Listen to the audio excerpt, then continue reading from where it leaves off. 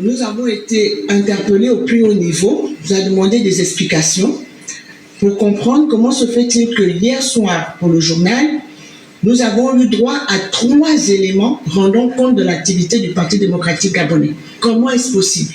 C'est ce parti qui a gouverné le pays quasiment comme un parti-État, qui avait la primauté dans les médias, notamment dans les médias publics. Et au moment où nous parlons de transition, du jour au lendemain, on a comme l'impression que le PDG réapparaît et revient à la une dans les médias publics, alors même que l'instruction du président de la République est que pour l'instant, il n'y a pas de vie politique publique.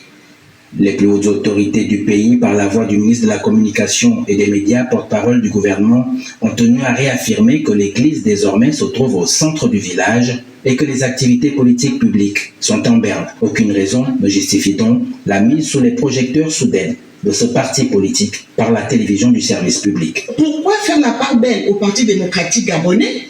Il y a d'autres partis qui sont en train de s'organiser. Et le Parti démocratique gabonais, s'il veut s'organiser en sourdine, il veut régler ses problèmes, il les règle. Mais pourquoi venir les mettre à la télévision publique, 3 éléments dans un journal? Le jour où l'on commémore malheureusement le premier anniversaire du naufrage de l'Esther Miracle. Ça a frisé l'indécence. Les réseaux sociaux et les rédactions ont en effet marqué et souligné le caractère inopportun de la médiatisation de ces activités politiques.